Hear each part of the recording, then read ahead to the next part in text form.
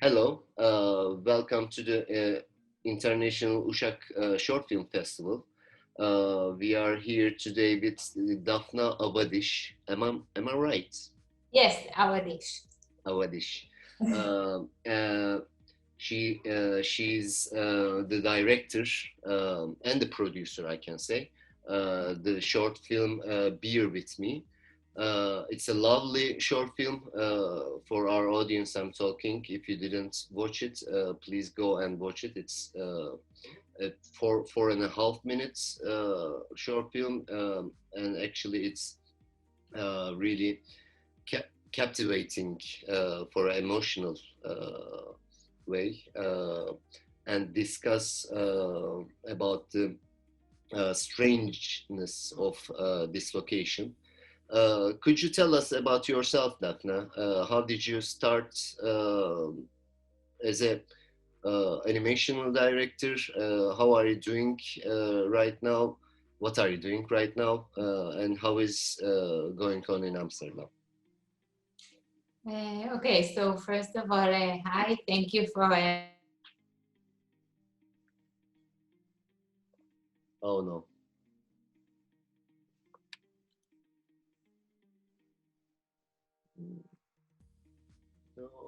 inviting me for this interview. I'm very happy with my animation filmmaker and illustrator. Daphna, I'm seriously sorry. There was a connection lost, and I couldn't. Okay.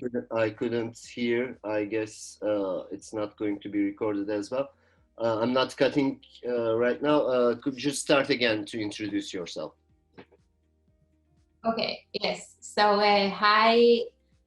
Thank you very much for inviting me for this interview, and I'm very happy that my film Bear With Me is participating in the festival. I'm Daphna Awadish, an animation filmmaker and illustrator, originally from Israel. Today I live in the Netherlands, in Amsterdam. And yeah, I studied animation for my bachelor and my master. But I think the experience that really was a turning point in my career was going to student exchange in Milan in my bachelor. It was the first time I left my home, and it was really hard at the beginning, but then very inspiring and meaningful. And that's where I created my first film, Journey Birds, that you can watch online. And yeah, I just started to talk with people, with different immigrants about the meaning of home. And I recorded everything with my cell phone, and I didn't really understand what's the purpose of it. I didn't have a plan what I'm going to do with it, but it was just an adventure. And I didn't imagine that this adventure will change my life. Because later I made this film and it was really successful. I was really lucky to attend lots of festivals with it, and it really made me want to make more films and to develop my visual language. And I felt like I can't really focus on this in Israel because there was so much going on. So I was looking to go back to Europe and to disconnect from my routine. And yeah, then I moved to the south of the Netherlands, and I studied in a master program in Eke West-Joost, the Master Institute of Visual Culture. And I created Bear With Me. So that's my history in short. Perfect. Yeah. So in Beer With Me, you are discussing about being away from home, and also that feeling that you go somewhere, but you also bring your past with you. So as you said, you are really familiar about that feeling as an not originally from Netherlands or Amsterdam. You traveled around the world. First Milan, you said. than to Netherlands. How was the how did the original idea came to you with the beer with me? So at the beginning, I wanted to make a film about love, and I made the first interview with Ankita, the Indian girl in the film, and I set an interview with her because she had a very interesting story about how she met her husband. But then during the interview, I realized that the parts that were most appealing for me were the parts that she's talking about how moving to the Netherlands influenced her relationship with her husband, how the fact that she came here for him, how she deals with it, how they deal with it together. And I was really fascinated by that. Okay, to continue? Yeah, please. Because on that time, I was also going through something similar. I already lived in the Netherlands, and my partner, Ben, was supposed to move in with me. And I was super excited about it, but I was also very nervous and stressed. So in a way, hearing these couples and these people who made this step together of moving to a new country for their partner, it was like a tool for me to deal with what I was going through. Yeah, it's easily to be feel that feeling inside the short film also. You approach this film with a different style. It's not a conventional animation, I can say. It's like moving pictures with animation on it. So, and also another approach is the interviews. It feels like a documentary, but it is not actually. How did you manage to combine this multidisciplinary, I can say, approach to your film? Because it's like a documentary star interviews, but inside there are some real images. Maybe it's disrupted, but real images, and another layer is the animation part. So how was the process for you? Yeah. Well, first I made the interviews, and I made them only with like recording machine. I didn't film my interviewees at all because I also wanted to make it more as a friendly conversation and not something very formal. I think that when people are also filmed in an interview, it makes them a bit more aware of themselves. So it was very good for me to use only the recording machine because it also allowed me to have a bigger freedom for my imagination later, because I didn't have any footage of these people. Mm-hmm. So it was kind of a mixed media process. Some scenes I had a strong vision of what I want, so I filmed my boyfriend, or for example the scene in the kitchen where the bears are dancing, it's me and my boyfriend dancing in the kitchen. That's a And lot. I didn't even had a tripod, so I put the camera on like a far closet, but then I really liked the angle that it was like we're in a small peak on this couple. So it was a really creative process. Some shots were like just a random person I saw in the train in Germany that fitted.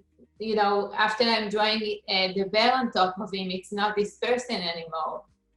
It's the person that I interviewed. So it was really.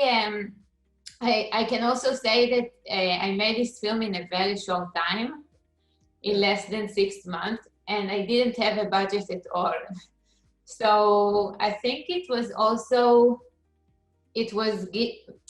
took out of me lots of creativity. I needed to finish it, and I needed to find quick and creative solutions to think that I couldn't, I couldn't afford working with a team, or I needed to do everything by myself. So, yeah. Yeah, it's in that way, it's really personal for you, I can say. Uh, and also, we can talk about maybe a little bit techniques of the process. As far as I can understand, the animation parts, the beers part. Did you use crayons, or how was it?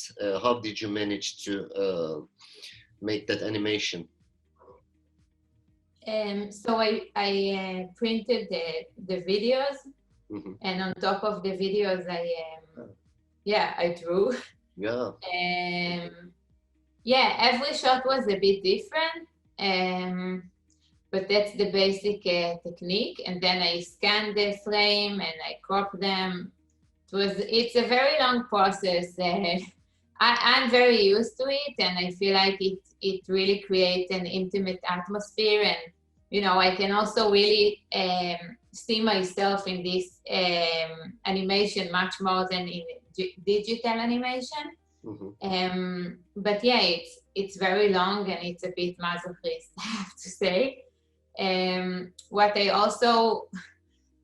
was also using a very bad printer and scanner, but I really liked what it created because it was like so disrupted. The printed images and then later scanning it.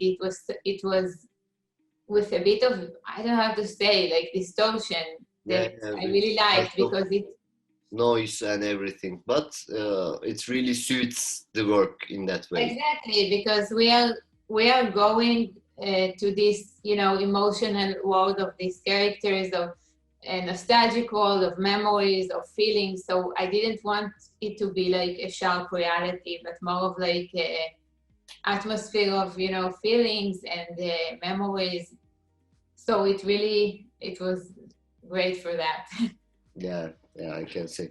As an Israeli filmmaker, you are living in Netherlands right now. Do you miss home? How do you see yourself as a like? Do you see yourself as a foreigner still, or how does the future process for you from now on? Well, that's a good question. I really love the Netherlands and I feel very inspired here.